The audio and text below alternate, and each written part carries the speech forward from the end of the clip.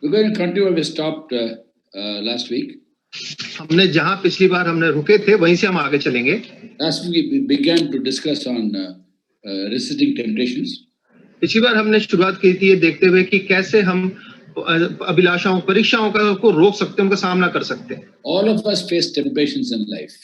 हम सब जो है अपने जीवन में परीक्षाओं का सामना करते हैं. Different kinds of temptations. अलग-अलग तरह की परीक्षा. But God is a faithful God. He will not allow us to be tempted more than we can bear.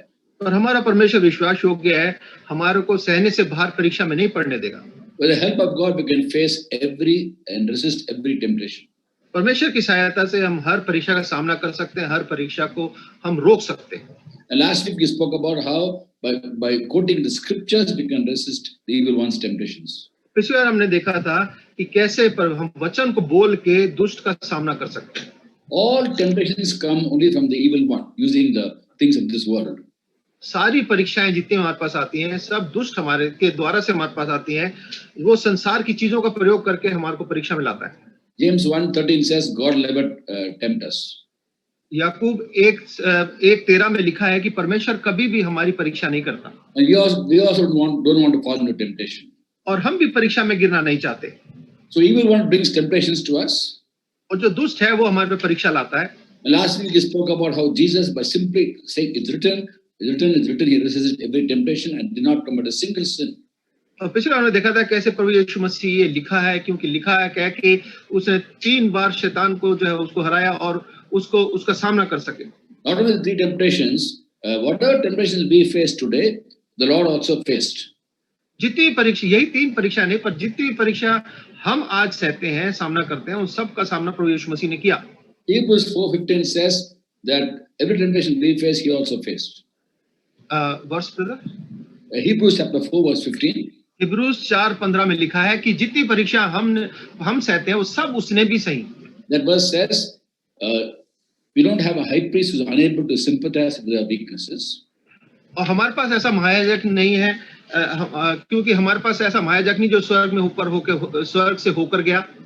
But we have one who was tempted in every way just as we are, yet was without sin. और उसने भी हमारी सारी परीक्षाओं का सामना किया जैसे हम सहते हैं, और फिर भी वो निर्दोष निकला. He is able to understand what we go through. वो सब समझता है जिन परीक्षाओं में से हम होकर जाते हैं. In Hebrews 2:18 is written about the Lord Jesus Christ. इब्रानियों 2:18 में प्रभु यीशु मसीह के बारे में लिखा है. Because he himself suffered while being tempted, he is able to help those being tempted. क्योंकि जब उसने परीक्षा में की दशा में दुख उठाया तो वह उनकी भी सहायता कर सकता है जिनकी परीक्षा होती है. In our temptations, the Lord is not a spectator, he is a helper. जब हम परीक्षा में होते हैं तो हमारा प्रभु जो है वो सिर्फ देखता नहीं रहता, वो हमारी सहायता करता, हमारे साथ होता है. And in fact in the Hebrews 4th chapter, I refer to verse 15, verse 16 says, verse 16. और हिब्रानियों 4:16 में ये लिखा है, Therefore let's approach the throne of grace with confidence, that we might receive mercy and find grace to help us in our time of need. इसलिए आओ हम अनुग्रह के सिंहासन के निकट हिया बांध कर चलें कि हम पर दया हो और वह अनुग्रह पाएं जो आवश्यकता के समय हमारी सहायता करता है. Today we're going to see how through the Holy Spirit's anointing we can resist every temptation. आज हम देखेंगे कैसे पवित्र आत्मा के अभिषेक के द्वारा से हम सारी परीक्षाओं का सामना कर सकते हैं. Now the anointing of the Holy Spirit gives us strength. पवित्र आत्मा का अभिषेक हमें सामर्थ्य देता है. The Lord Jesus Christ is the one who anoints us with the Holy Spirit. वो यीशु मसीह है जो हमारे को पवित्र आत्मा जी से हमारा अभिषेक करते हैं. In the book of Acts chapter 1 verse 8, the Lord told the disciples to stay in Jerusalem. और फिर तो काम 1:8 में प्रभु यीशु मसीह ने चेलों को कहा तुम यरूशलेम में रहना. Till they are clothed with power from on high. जब तक तुम्हारे पर पवित्र आत्मा तुम पर सामर्थ्य से ना तुम्हारे पर पवित्र आत्मा ना उतरे. They told them you will receive power when the Holy Spirit comes upon you, and you'll be my witnesses in Jerusalem, in Judea, in Samaria, and the uttermost parts of the earth. और उन्होंने कहा परंतु जब तुम पवित्र आत्मा तुम पर आएगा तुम सामर्थ पाओगे और यरूशलेम में सारे यहूदिया और समरिया में और पृथ्वी के छोर तक मेरे गवाह होगे. The Lord empowers us among other things also to resist temptation. और वो बाकी चीजों में हमारी सहायता का, उसके अलावा हमारी परीक्षाओं में जब हम जाते हैं उसमें भी हमारी सहायता करते हैं. Through the cross, through belief in the work of Christ on the cross, we have entered into God's kingdom. और यीशु मसीह ने जो क्रूस पे हमारे लिए काम किया उसके द्वारा से हम परमेश्वर के राज में प्रवेश करते हैं. Now, God's kingdom is righteousness, peace, and joy in the Holy Spirit. और परमेश्वर का जो राज है वो पवित्र आत्मा में शांति, धार्मिकता और आनंद है। And this peace and joy is conditional to obedience, conditional to resisting temptation consistently. और शांति और आनंद जो है ये इस शर्त पे है कि हम कैसे परीक्षाओं का सामना करते हैं। To be able to resist temptation, God empowers us. जब हम परीक्षा का सामना करते हैं परमेश्वर हमें सामर्थ देता है। 1 Corinthians 4:20 says, the kingdom of God is not a matter of talk, but of power. पहला कुरिन्थियों 4:20 में लिखा है, क्योंकि परमेश्वर का राज बातों में नहीं परंतु सामर्थ में है। By the Holy Spirit's power, we can resist every temptation and say no to it. पवित्र आत्मा जी की सामर्थ से हम हर एक परीक्षा का सामना कर सकते हैं और शैतान को ना कह सकते हैं। The one reason why Christians find it difficult to resist temptation is because they believe they have a sinful nature in them. बहुत दफा है जो मसीह लोग परीक्षा का सामना नहीं कर पाते, उसका कारण ये सोचते हैं कि हमारा जो स्वभाव है पापी है। Which is true, we have a sinful nature, the members of our body. और इसमें कोई शक नहीं, हम पापी मनुष्य हैं, हमारे शरीर में हम पाप के अधीन हैं। Now through the cross, we have been delivered from the evil one. पर प्रभु ने जो क्रूस पे काम किया है उसके द्वारा से हम दुष्ट के हाथ से छूट गए। As we discussed last week, before the cross, in the Lord's Prayer, the prayer went like this: there is not a temptation, but deliver us from evil. और प्रभु यीशु मसीह ने जैसे प्रार्थना करी, उन्होंने बोला हमें आजमाइश में परीक्षा में नहीं डाल पर बुराई से बचा। And that prayer was already answered on the cross. और ये जो प्रार्थना थी इसका उत्तर प्रभु यीशु मसीह ने क्रूस पे पहले ही दे दिया। That prayer was prescribed by Jesus before the cross. और ये प्रार्थना प्रभु यीशु मसीह ने बोली थी क्रूस पे चढ़ने से पहले। By his work on the cross, he has delivered us from the evil one. We are now in the kingdom of God. We can have power. और क्रूस पे चढ़ाए जाने के कारण से उसने हमें पाप से छुड़ा दिया, दुष्ट के हाथ से छुड़ा दिया और हमें परमेश्वर के राज में का अधिकारी बना दिया। The word for rescue is the word called raiomai in Greek. और छुड़ाने का मतलब जो शब्द है यूनानी भाषा में रेओमाई है। Deliver us from evil. Deliver means raiomai, rescue me from evil. और रेओमाई का मतलब है हमें दुष्ट से बचा। And then Colossians chapter 1 verse 13, Paul says, "For he has rescued us from the dominion of darkness." कुलोसियों 1:13 में प्रभु यीशु वो कहता है कि उसने हमें अंधकार के वश से छुड़ा दिया। Now we are set free. और हमें आजाद कर दिया। But there's one more problem. पर एक समस्या और है। While we're delivered from the evil one, many of us are not delivered from our own bodies. जब हम दुष्ट से तो छुड़ाए जाते हैं पर बहुत दफे हम अपने शरीर से नहीं छुड़ाए जाते। Our eyes, हमारी आंखें, our ears, can't, our mouth, the way we speak, जो हम मुंह जिससे हम बोलते हैं, all tend to get attracted to the temptations in this world. ये सारी चीजें जो हैं संसार की जो परीक्षाएं हैं, प्रलोभन है, उसमें फंस जाती हैं। Even the apostle Paul had a struggle with sin. पौलुस प्रेरित को भी पाप से सामना के साथ कुछ समस्या थी। With temptations he had a problem. उसको जो परीक्षा आती थी उससे समस्या थी। But he overcame that. और वो उस पर विजयी हुआ। The book of Romans chapter 7, the last 10 verses of that chapter, 25th verse. और रोमियो 7वें अध्याय की जो आखिरी कुछ आयतें हैं उसको अगर हम देखें, from 15 to 25, 15 से 25वीं आयत को, again talks about I. वो हर समय कहता है कि मैं अपने बारे में बोलता है। What I want to do, I'm not able to do. कि जो मैं करना चाहता हूँ वो नहीं कर पाता। What I don't want to do, I'm doing. और जो नहीं करना चाहता वो करता हूँ। If I can't do what I want to do, then what makes me do that? तो जब मैं जो चीज नहीं करना चाहता फिर भी करता हूँ, तो क्या बात है जो मुझे मजबूर कर देती कि मैं वो करूँ? It is sin living in me. वो पाप है जो मेरे अंदर जीवित है। And verse 24 it says, "What a wretched man I am. Who will rescue me from this body of death?" इसलिए 24वीं आयत में कहता है कि मैं कैसा अभाग्य मनुष्य हूँ, मुझे इस मृत्यु की देह से कौन छुड़ाएगा? Who will rescue me from this body of death? कि मुझे मृत्यु की देह से कौन छुड़ाएगा? He's not saying who rescue me from the devil. वो ये नहीं कह रहा मुझे शैतान से कौन छुड़ाएगा। He's delivered from the devil. That's not a problem. शैतान से तो छूट गया, इसमें कोई समस्या नहीं रही। His problem is the body. अब समस्या उसकी है उसकी देह। With the eyes you lust and you covet. अपनी आंखों से जो चीजें देखता है उसकी लालसा करता है। With the ears we listen to gossip. हम कानों से जो है एक दूसरे की बुराई सुनते हैं। With the words we speak, with the mouth we speak loose words. और अपने मुंह से हम जो है बुरी बातें बोलते हैं। So Paul says, "Who rescue me from this body of death?" इसलिए पौलुस कह रहा है मुझे इस मृत्यु की देह से कौन छुड़ाएगा? But he found the answer. और उसका उत्तर भी वो लिखता है। In the very next verse, 25th verse, he says, "Thanks be to God who gives us victory through our Lord Jesus Christ." और 25वें आयत में उसका उत्तर भी देता है कि मैं अपने प्रभु यीशु मसीह के द्वारा परमेश्वर का धन्यवाद करता हूँ। In Romans 7:22, he says, "In my inner man, I delight in the law of God." और उसी की 23वीं आयत में वो कहता है कि मैं प्रभु की व्यवस्था में प्रसन्न रहता हूँ। The inner man is the heart of man, the spirit of man. और 7:22 में वो कहता है जो भीतरी मनुष्य है वो पाप वाला मनुष्य है। Verse 25, "In my mind, I'm a slave to God's law." 25वीं आयत में कहता है मैं अपने मन में जो है पाप के बंधन में हूँ। So in the heart and mind is totally for God. तो उसका जो दिल है और उसका मन जो है वो परमेश्वर के लिए है। His problem is the body. उसकी समस्या है उसकी देह।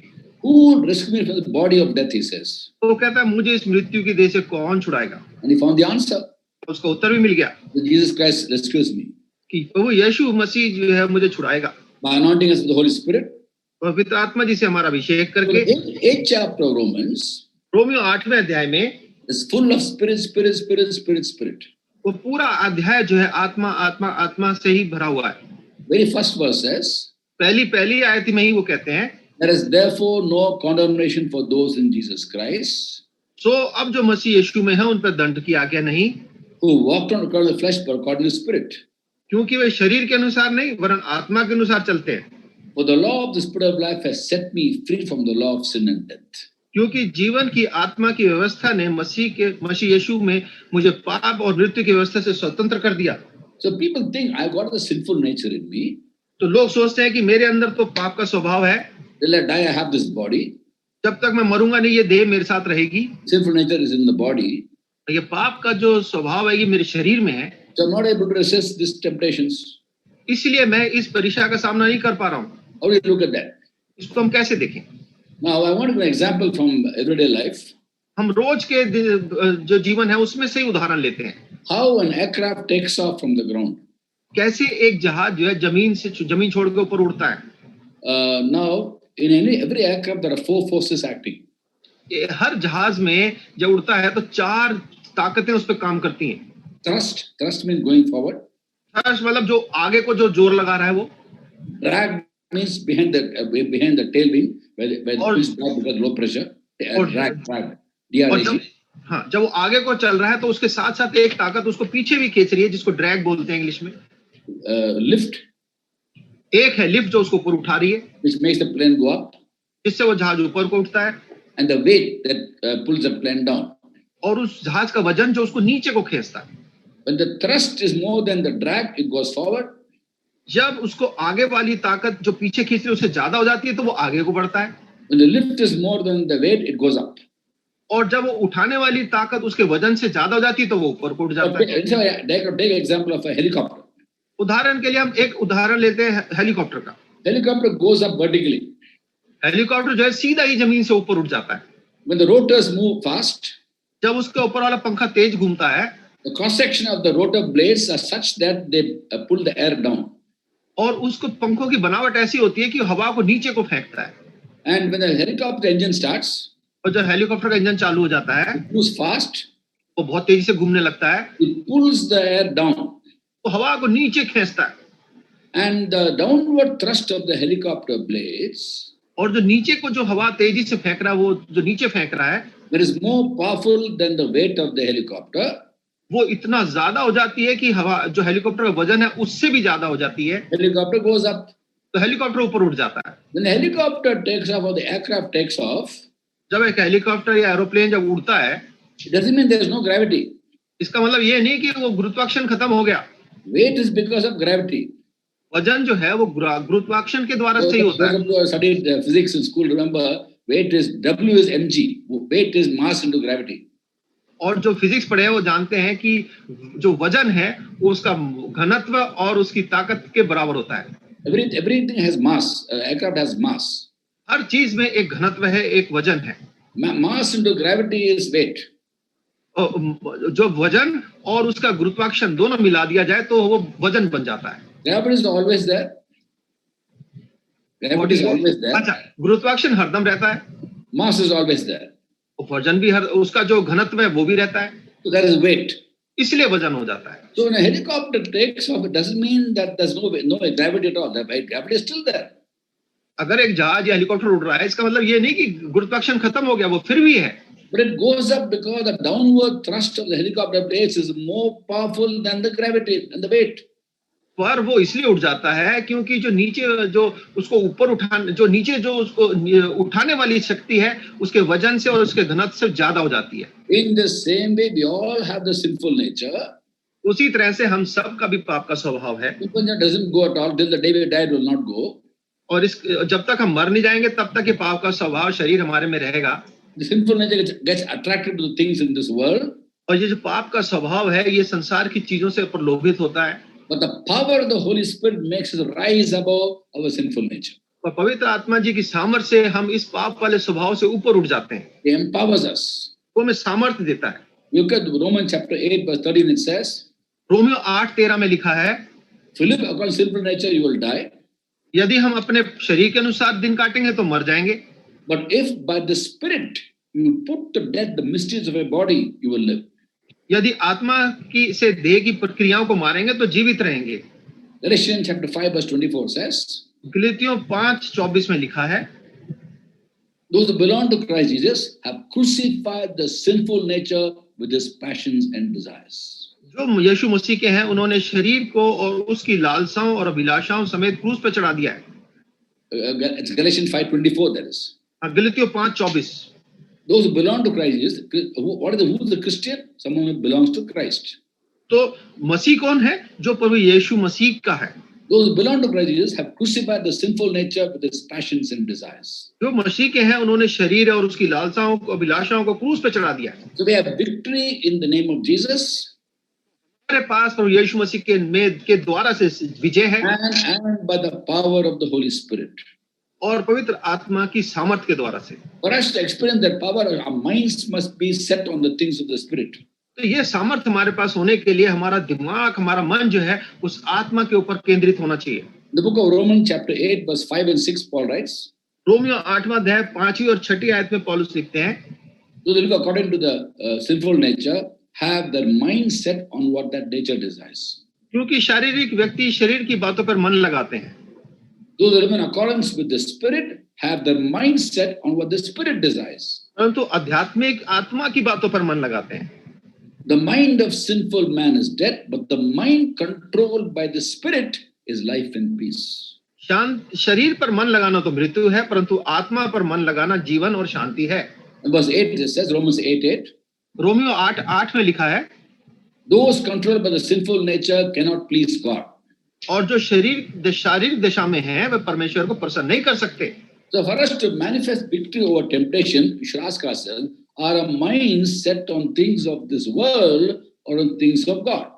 तो जब हम इस परीक्षाओं पर विजय प्राप्त करना चाहते हैं तो हमें अपने आप से ये पूछना है कि मेरा जो मन है क्या वो शारीरिक दशा पे लगा हुआ है या परमेश्वर की बातों पे लगा हुआ है। In Galatians 5:16 Paul writes, गलातियों 5:16 में पौलुस लिखते हैं, so I say live by the Spirit and you will not gratify the desires of the sinful nature. वो कहते हैं, पर मैं कहता हूं आत्मा के अनुसार चलो तो तुम शरीर की लालसा किसी रीति से पूरी ना करोगे। We have a sinful nature. शारीरिक पाप का स्वभाव है।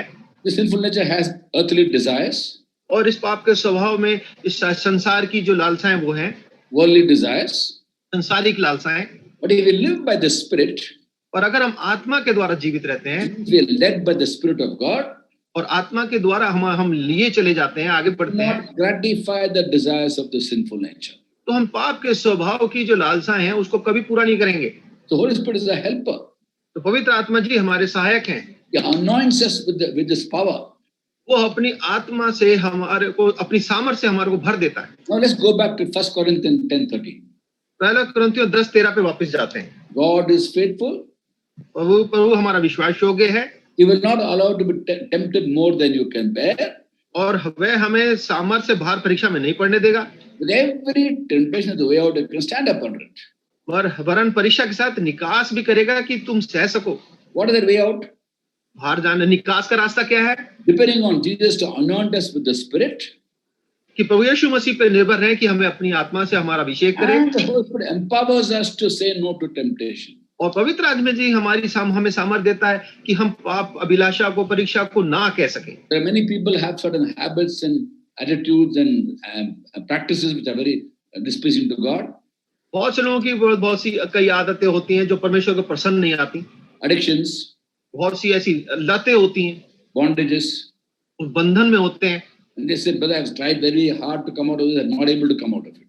भाई मैं कहते हैं भाई मैंने बड़ी कोशिश करी इस परीक्षा से, इस बात से, आदत से छोड़ जाऊं, पर छूट नहीं पाता हूं। Every time I go for a meeting, I'm touched by God. I say, Lord, I won't do this anymore. The next day I do it. कि हर सभा में जाता हूं, परमेश्वर मुझसे बात करता है और मैं कहता हूं मैं इस बात को अब दोबारा नहीं करूंगा, और अगले दिन फिर कर देता हूं। Same problem even the Apostle Paul had. पौलुस की भी तो यही समस्या थी। And he understood that it's by anointing that he can have victory. और ये भी समझता था कि इस विजय उसके पास तभी आएगी जब वो परमेश्वर की आत्मा से उसका अभिषेक हो जाएगा। In the Old Testament, पुराने नियम में the book of Isaiah chapter 10 verse 27, अशाया 10:27 में लिखा है, the King James version of the Bible, King James version, जो किंग जेम्स वर्जन है बाइबल का, उसमें ऐसा लिखा है, it says the anointing breaks every yoke. उसमें लिखा है अभिषेक के कारण से हर जुआ तोड़ डाला जाएगा। The anointing of the Holy Spirit breaks every bondage, every yoke, every habit that we can't come out. He helps us. He breaks it. तो पवित्र आत्मा के अभिषेक के कारण से हम हर बंधन को, हर ऐसी लत को जो हम नहीं तोड़ पाते, वो तोड़ देगा, हमें आजाद करेगा। Because God only strengthens us. So without this power, we can do nothing. क्योंकि परमेश्वर है जो अपनी आत्मा के द्वारा से हमें सामर्थ देता है, उसकी आत्मा के सामर्थ के बिना हम कुछ भी नहीं कर सकते। In John 15:5, Jesus says, यूहन्ना 15:5 में प्रभु यीशु मसीह कहते हैं, apart from me, you can do nothing. कि मेरे से अलग होकर तुम कुछ भी नहीं कर सकते। And the flip side is in Philippians 4:13, Paul writes, और इसी का जो दूसरी तरफ का पहलू है वो देखते हैं फिलिपियों 4:13 में, I can do all things through him who gives me strength. जो मुझे सामर्थ देता है उसमें मैं सब कुछ कर सकता हूँ। Our God gives us strength for every need that we have. परमेश्वर जो हमारी जितनी भी जरूरत है उसके लिए हमारे को सामर्थ देता है। In Ephesians chapter 6 verse 10, Paul says, be strong in the Lord and in his mighty power. इफिसियों 6:10 में वो पौलुस कहता है, निदान प्रभु में और उसकी शक्ति के प्रभाव में बलवंत बनो। So let's go back to the Lord Jesus Christ.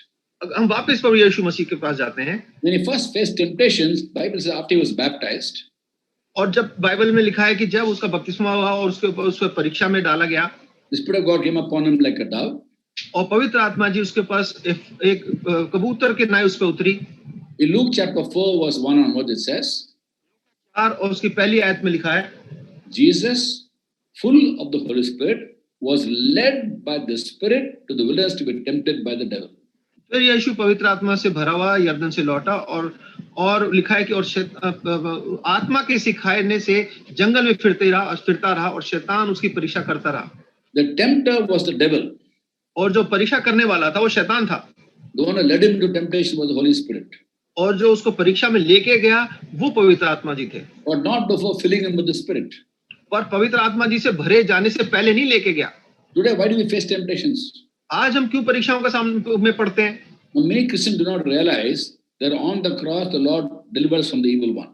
क्योंकि बहुत से मसीह लोग इस बात को नहीं समझते कि क्रूस पे प्रभु यीशु मसीह ने हमें उस दुष्ट के हाथ से छुड़ा दिया। And they pray the Lord, what they call the Lord's Prayer. They keep on praying every Sunday. और वो प्रभु की जो प्रार्थना है हर इतवार को वो पढ़ते रहते हैं। Lead us not into temptation, but deliver us from evil. कि हमें बुराई में न डाल, पर हमें आजमाइश में न डाल, पर बुराई से बचा। The second part of that prayer, instead of saying deliver us from evil, if you listen to God, you know what He will say?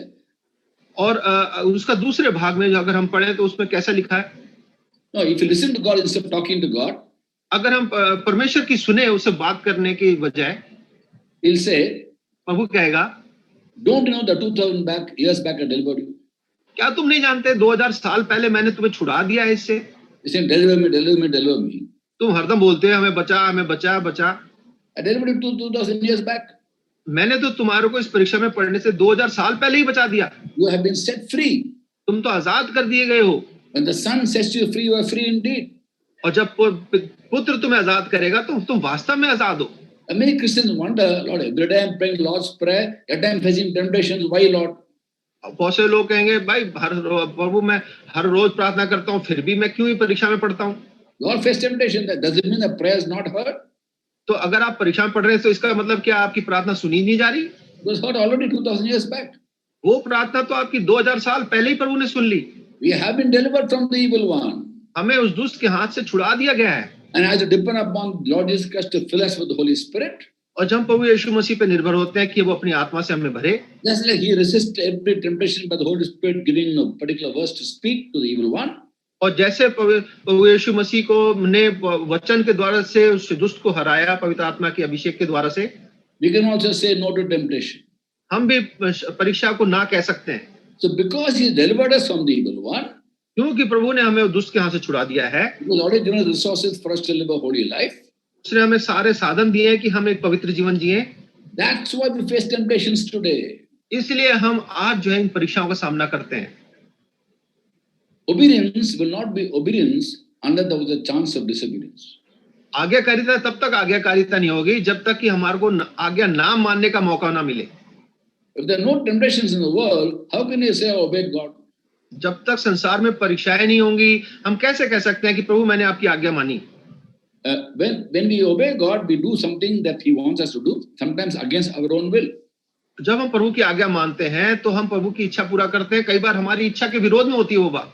When the things of this world attract us, जब संसार की चीजें हमारे को प्रलोभित करती हैं, and our sinful nature desires to respond to it, और हमारा पाप का स्वभाव हमारे को मजबूर करता है कि हम उसकी बात को मान लें, the Holy Spirit says no, पर पवित्र आत्मा जी हमें कहते हैं नहीं, and we listen to the Holy Spirit and say no, और हम पवित्र आत्मा जी की बात सुन के हम भी ना कह देते हैं, then only we know we have obeyed God. तभी हम पता चलता है कि हमने परमेश्वर की आज्ञा मानी है। If you feel like doing something and you do it, that's not obedience. अगर हम कुछ करना चाहते हैं और हम उसको कर देते हैं तो हम वो आज्ञाकारिता नहीं है, Because that may be according to God's will, क्योंकि हो सकता है कि परमेश्वर की इच्छा में हो also your will, सकता है तुम्हारी भी इच्छा साथ में हो, both are same, दोनों की इच्छा एक सी है and you do it. और उसको आप कर लेते हैं। You can't say I'm obeying God. You want to do it, so you did it. तो आप ये नहीं कहेंगे मैंने परमेश्वर की आज्ञा मानी, आप भी करना चाहते थे, आपने कर लिया। But then if you don't feel like doing something, पर अगर आप कुछ काम नहीं करना चाहते and God said do it, और परमेश्वर कह रहा है आप करो, and you do it because God says, और आप कर लेते हैं क्योंकि परमेश्वर ने कहा है, that is obedience. ये आज्ञाकारिता है। For example, example of like for example, forgiving somebody. उदाहरण के लिए लेते हैं किसी को माफ करने की बात। We know God has forgiven us. जानते हैं प्रभु ने हमें माफ कर दिया है, By the blood of Christ we've been forgiven. प्रभु के लहू के द्वारा से हम माफ हो गए हैं। And God said, because I've forgiven you, you also forgive. और प्रभु कहता है कि क्योंकि मैंने तुम्हें क्षमा कर दिया, तुम भी माफ करो। Forgive as the Lord forgave. ऐसे प्रभु ने माफ किया, तुम भी माफ कर दो। We're supposed to forgive everybody and forget their sins also. और हमें जो है इसलिए सबको माफ करना है और उनके पापों को भी माफ कर देना है। Some Christians say, कुछ मसीह लोग कहते हैं, but I don't feel like doing. तो भाई मेरी ना इच्छा नहीं होती है ऐसे माफ करने की। You don't feel like doing. I understand don't feel like doing. हाँ, अब समझ में आती है बात कि आप नहीं करना चाहते माफ, But God says do it. और परमेश्वर कह रहा है माफ करो, So you do it इसलिए करो। because God says. कहा है Because God says forgive, you are forgiving. क्योंकि प्रभु ने कहा था माफ कर दो, इसलिए आपने माफ कर दिया, Even though you don't want to forgive. जबकि आप नहीं माफ करना चाह रहे थे। That is obedience. आज्ञाकारिता। Lord, you have said I will obey you. कि प्रभु आपने कहा है मैं आपकी बात मानूंगा। Much against my own desire, I will obey you, Lord, because you said so. मैं अपनी इच्छा के विरोध में भी इसको करूंगा क्योंकि आपने कहा है। That pleases God. और इस बात से परमेश्वर प्रसन्न होता है। Don't go by feelings. I अपनी don't feel like doing. Go by what God said, whether you feel or you don't feel. आप ये ना कहें अपनी इच्छाओं के अनुसार नहीं, प्रभु ने आपको कहा है उसको आप करें। So God allows temptation to come to us. परमेश्वर जो है हमारे पास परीक्षाओं को आने देता है so that we can say no to it. ताकि हम उसको ना कह सकें। If temptation don't come, how can you say no? अगर परीक्षाएं नहीं आए तो आप ना कैसे कह लोगे उसको? Imagine a world without any temptations at all. उदाहरण के लिए ले लीजिए, मान लीजिए कि भैया संसार में कोई परीक्षाएं नहीं है। Nobody can say I obeyed you, Lord. फिर कोई नहीं कह पाएगा कि प्रभु मैंने आपकी आज्ञा मानी। Where's the question of disobedience? There's no chance of disobedience at all. क्योंकि अनाज्ञाकारिता का कोई मौका ही था नहीं था। But when we say no to temptations and walk in the ways of God, पर जब हम परीक्षाओं को ना कह देते हैं और परमेश्वर की इच्छा में चलते हैं, we know we have pleased God. और हम जानते हैं कि हमने परमेश्वर को प्रसन्न किया है, We'll have the joy of obedience. हमारे पास आज्ञा मानने का आनंद होगा। And that joy itself is our strength. और वही आनंद हमारी सामर्थ है। In Nehemiah 8:10 it says the joy of the Lord is our strength. और नहम्याह 8:10 में वो क्या लिखा है कि प्रभु का आनंद मेरी सामर्थ है। You know, one more thing, when you face temptation, remember, एक बात और हमें याद रखनी है जब हम परीक्षा में पढ़ते हैं, when you say no to temptation, जब हम परीक्षा को ना कह देते हैं, you're going to preserve the joy of the Lord. लिखा है हम परमेश्वर के आनंद को अपने में बनाए रखते हैं। Joy is given to us already. हमें आनंद तो पहले ही दे दिया गया है, Peace is given to us already. शांति हमारे को दे दी गई है। Christ in us is hope of glory. प्रभु हमारे अंदर हमारी महिमा की आशा है। And rejoicing is a verb that comes because we know we have salvation. और ये आनंद तब आता है, ये वो है जब हमारे को उद्धार मिल जाता है तो वो आनंद मिलता है। Romans 5:2, we rejoice in the hope of the glory of God. Romeo 5:10 में लिखा है कि हम जो 2 में लिखा है कि हमारी उसके विश्वास के कारण उसके अनुग्रह तक जिसमें हम बने हैं हमारी पहुंच हुई है और परमेश्वर की महिमा की आशा पर घमंड करें। Christ in us, hope of glory. प्रभु हम में महिमा की आशा है। And he has given us his peace. उसने हमें अपनी शांति दी है। John 14:27. यूहन्ना 14:27 में He's given us his joy. उसने अपना आनंद हमें दिया है। John 15:11. यूहन्ना 15:11 में। And both are conditional to obedience.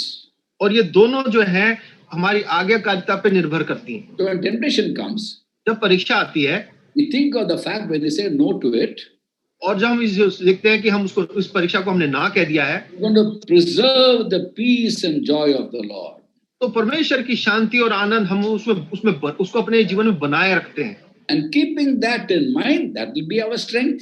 और उसको अपने मन में बना के रखने से वो हमारी सामर्थ्य बन जाता है। The joy of the Lord is our strength. और परमेश्वर का आनंद हमारी सामर्थ्य है। With the joy of the Lord, we say no to temptation.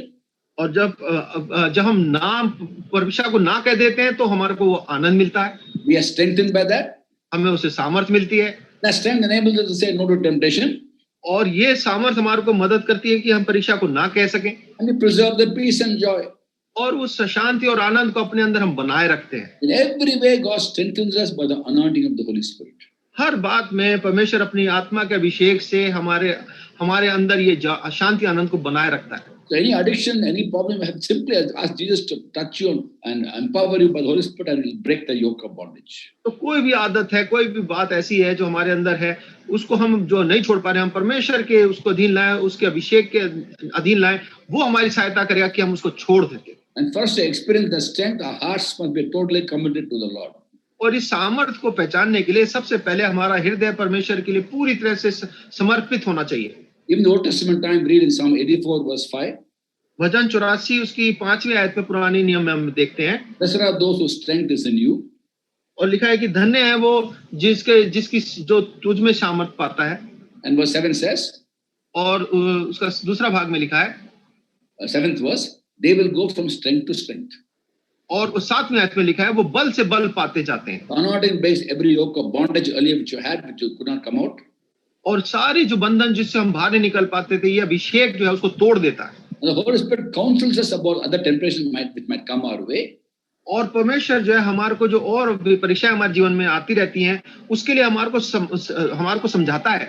And as we face temptations, one of the things the Holy Spirit does is He will remind us about the joy of obedience. और जब परीक्षा आएगी तो पवित्र आत्मा जी एक काम और करता है कि वो हमारे को आज्ञा मानने का जो आनंद है उसको याद दिलाता है। That when you say no, you're going to preserve that joy. जब तू इस परीक्षा को ना कहेगा तो तू उस आनंद को अपने जीवन में बनाए रखेगा। And if you yield to temptation, और जब आप परीक्षा में गिर जाते हैं, then between the time you sin and the time you repent, you're going to lose the peace and joy. जब तक हम उस पाप में गिरते हैं और तब तक हम पछतावा नहीं करते, इस बीच में हम उस आनंद को खो देते हैं। Anyway, you're going to confess your sins later on. बाद में तो आप अपने पाप को मान ही लोगे। So why sin and confess? Don't sin at all. तो पाप करके पछतावा करें, उससे अच्छा आप पाप करो ही ना। He is so gentle, so kind. By His kindness of God leads us to repentance. Kindness of God. परमेश्वर की दया इतनी ज्यादा है कि उसकी दया के कारण से ही हम जो है मन फिराते हैं। Romans 2:4 says, Romans 2:4, रोमियो 2:4 में लिखा है, the kindness of God leads us to repentance. कि तू तेरी कृपा जो है वो ही परमेश्वर की कृपा जो है वो हमारे को मन फिराव सिखाती है। In Titus chapter 2 verse 11 it's written, तो तीतुस 2:11 में लिखा है, the grace of God that brings salvation has appeared to all men. कि क्योंकि परमेश्वर का अनुग्रह प्रकट हुआ जो सब मनुष्य के उद्धार का कारण है। it teaches us to say no to ungodliness and worldly passions. वो हमें चिताता है कि हम अभक्ति और संसारिक अभिलाषाओं से मन फिरा लें। Romans chapter 12 verse 1 says, Romeo 12वां अध्याय उसकी 11वीं आयत में लिखा है, in view of God's mercy, we offer our bodies as living sacrifices. Romeo 12:11 में लिखा है कि पर प्रयत्न करें। 12:1 में लिखा है, इसलिए भाइयों मैं परमेश्वर की दया स्मरण दिलाकर विनती करता हूं कि अपने शरीर को जीवित और पवित्र और परमेश्वर के भावता और बलिदान चढ़ाओ, यही तुम्हारी आत्मिक सेवा है। Remember grace and mercy. जो अनुग्रह और दया है इसको याद रखना है। Titus 2:11, grace of God. तीतुस 2:11 जो है परमेश्वर का अनुग्रह है। Romans 12:1, mercy of God. Romeo 12:1 जो है परमेश्वर की दया है। Both teach us to say no to temptations. और ये अनुग्रह और दया जो है ये दोनों हमें सिखाती है कि हम परीक्षा को ना कह सके। Let's now go back to the book of Hebrews. हम वापस इब्रानियों की पुस्तक में जाते हैं। Chapter 4 verse 16. चौथा अध्याय उसकी 16वीं आयत। It goes on to say, लिखा है, let's approach throne of grace with confidence. कि इसलिए आओ हम अनुग्रह के सिंहासन के निकट हिया बांधकर चलें, They may receive grace and mercy to help us in a time of need. कि हम पर दया हो और वे अनुग्रह पाए जो आवश्यकता के समय हमारी सहायता करे। The fundamental question is, do we love God? तो सबसे महत्वपूर्ण प्रश्न ये है कि क्या मैं परमेश्वर से प्रेम करता हूँ? If we love God, we'll find obedience to God a joy and not a burden. अगर मैं परमेश्वर से प्रेम करता हूँ तो उसकी आज्ञा मानना मेरे को आनंद होगा, उसमें मेरे के लिए वो बोझ नहीं होगा। And He has given us everything we need for us to be godly. और उसने हमें जो भी एक पवित्र होने के लिए हमारे को जो चीजें चाहिए वो सारी चीज उसने हमें दी हैं। Like I said, this is a work of the Holy Spirit. जैसे भाई ने बताया कि ये पवित्र आत्मा जी का काम है। You know, in the Old Testament time, when the people of God had blasphemed the name of God, the Israelites, पुराने नियम में जब इजरायली लोग कोई परमेश्वर के नाम की अवहेलना करते थे, उसकी बुराई करते थे। Ezekiel 36:23, God says, इज़ेकियेल 36वां अध्याय उसकी 23वीं आयत में लिखा है, I will show the holiness of my great name, which had been profaned among the nations. और मैं अपने बड़े नाम को पवित्र ठहराऊंगा जो जातियों में अपवित्र ठहराया गया है। The name you have profaned among them. और वो नाम जिसको तुमने उनके बीच में अपवित्र किया है। Then the nations will know I am the Lord when I show myself holy through you before their eyes. और जब मैं उनकी दृष्टि में तुम्हारे बीच पवित्र ठहरूंगा तब वे जातियां जान लेंगी कि मैं यहोवा हूं, मैं यहोवा पवित्र परमेश्वर यहोवा की ये वाणी है। And then God says from verse 25 to 27, और 25 से 27 में आते परमेश्वर कहते हैं how He will show Himself holy through His people to the other people, to the Gentiles. कि परमेश्वर कैसे अपने आप को अन्य जातियों के सामने पवित्र दिखाएगा। God says from verse 25, and again, I. God is saying I, not like Paul saying I. So God is saying I will do it. और ये 25 से 27 आयत में मैं कई बार आता है और ये मैं जो है परमेश्वर खुद बोल रहा है, पौलुस की तरह नहीं है, वो अपने आप को बोल रहा था। Verse 25 onwards. 25वीं आयत से आगे, I will sprinkle clean water on you and you'll be clean. मैं तुम पर शुद्ध जल छिड़कूंगा और तुम शुद्ध हो जाओगे। I will cleanse you from all impurities and all your idols. मैं तुमको सारी अशुद्धता और मूर्तों से शुद्ध करूंगा। I'll give a new spirit, put a new heart in you. मैं तुम्हारे में तुमको एक नया मन और तुम्हारे भीतर नया आत्मा उत्पन्न करूंगा। I will take away a heart of stone and give a heart of flesh. मैं तुम्हारी देह से पत्थर का हृदय निकाल कर तुमको मांस का हृदय दूंगा। Look at verse 27. 27 में आयत को देखिए, I will put my spirit in you and move you to follow my decrees. मैं अपना आत्मा तुम्हारे भीतर देखकर ऐसा करूंगा कि तुम मेरी विधियों पर चलोगे। How beautiful that is. कितनी खूबसूरत बात है। I will put my spirit in you, the Holy Spirit. In you, he says. That is New Testament grace. और पुराने नियम में परमेश्वर कह रहा है कि मैं अपना आत्मा तुम्हारे भीतर देकर तुम्हारा ऐसा करूंगा, जो कि हमारे को नए नियम में ये बात पूरी होती है। पूरी होती है। The Old Testament is a prophecy about that, how he put his spirit in our hearts. और ये तो पुराने नियम में तो सिर्फ भविष्यवाणी थी कि कैसे वो हमारे अंदर अपनी आत्मा डालेगा। So God has given us everything we need for us to be godly. और परमेश्वर ने हमारी सारी जरूरतों को पूरा किया है जो हमें पवित्र होने के लिए जरूरी है, For us to be set apart and holy. ताकि हम उसके लिए एक पवित्र ठहरे, अलग ठहरे। Last week we spoke about word cleansing us, sanctifying us. पिछले हफ्ते हमने देखा था कि परमेश्वर का वचन हमारे को पवित्र करता है, निर्दोष ठहराता है। Today Holy Spirit sanctifying us. आज हमने देखा कि पवित्र आत्मा जी हमारे को शुद्ध ठहराता है। Next week I speak about living by faith and how through faith we can live a holy life and resist temptation. और अगले हफ्ते हम जो है विश्वास को देखेंगे और कैसे हम पवित्र जीवन जीते हुए इन परीक्षाओं का सामना कर सकते हैं। God bless you. Brother, can you give the reference of Old Testament again? Ezekiel chapter 36, verses 25 to 27. Thank you, brother. And what I referred to about putting my spirit in you, that is verse 27 actually. Ezekiel 36, 25. Ezekiel 36. 25 to 27. Yeah, that's the verse. But the problem is 23rd verse. That's why the Israelites had let down God. They blasphemed God's name. That is 23rd verse. और 23वें आयत में है वो परमेश्वर का जो उन्होंने नाम का मजाक उड़ाया, ठट्ठा उड़ाया, बदनामी करी है 23वें आयत में. Because someone read that in Hindi, please. I would like to know what Hindi says. Ezekiel 36, 23rd verse and 25 to 27.